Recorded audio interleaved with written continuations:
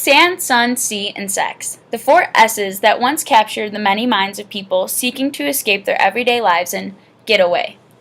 Playing it safe was practiced a great deal on these vacation destination trips through relaxation by getting massage, tanning on the beach, tour-guided strolls through city ruins, visiting museums, etc.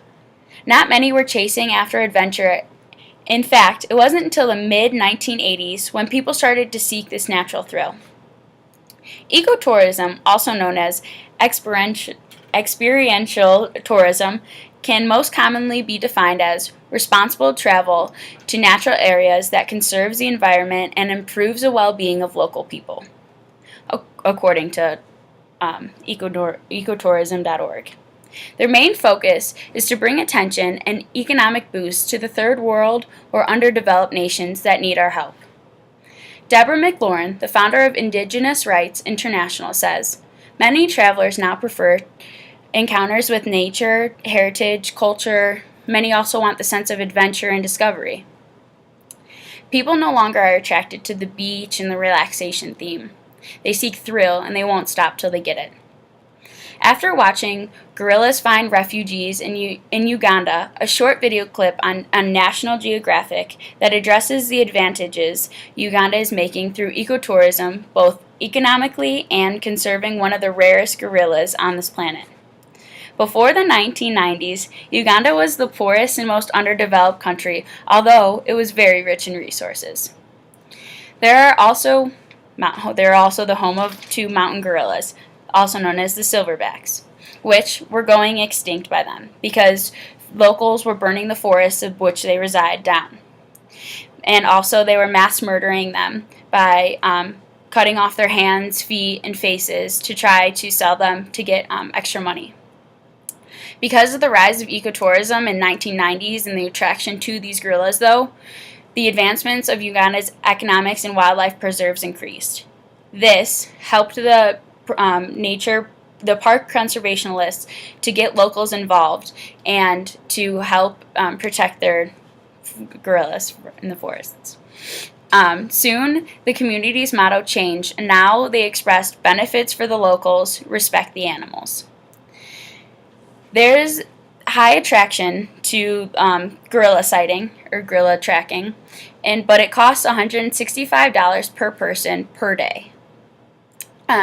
This not only pays the income for workers, but goes to the community to help fund things, such as making new schools, buying supplies for schools, etc. Another way it economically boosts Ugandan residents is because locals paint, carve, and weave keepsakes to sell to the tourists as they come. Not only did ecotourism bring light to the extinction of these gorillas, which there's been an increase in population, going from 150 in the 1970s to 450 in most recent years. But tourism itself in Uganda is the second largest source of income, 75% of that coming from the gorilla sighting. In Uganda's case of ecotourism, like many other places, helped their economy take off. But one must ask themselves, is ecotourism the best choice for most countries or all the other countries? The answer is no.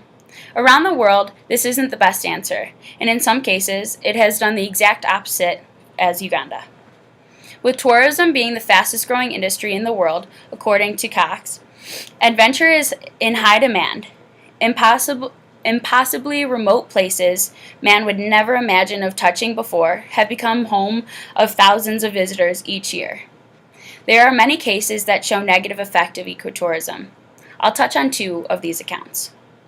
Even though the motto for ecotourism respects and preserves the very land they are exploring, in some cases, such as Nepal, right by Mount Everest, and Africa, they are not.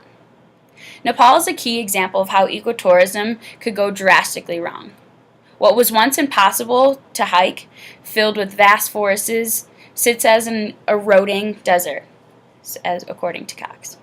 Because more than 25,000 hikers have attempted and accomplished the hike, all parts of living have been taken into consideration.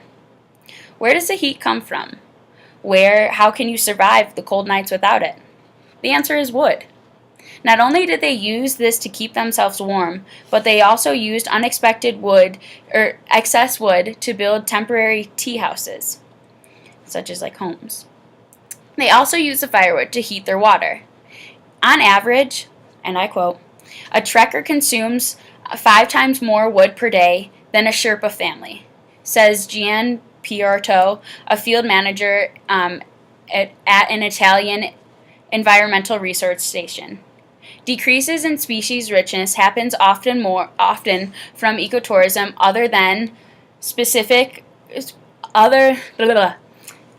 Decreases in species richness happens more often from ecotourism and other specific animals close to extinction, such as Africa. When visiting Africa, you want to go to safari rides and see animals up close and nearby, right? Understandably, the answer is yes. What you didn't know is the cheetah population is decreasing because of this. When humans invade the starving cheetah's space to get a really cool picture, you have to take in consideration their behavior.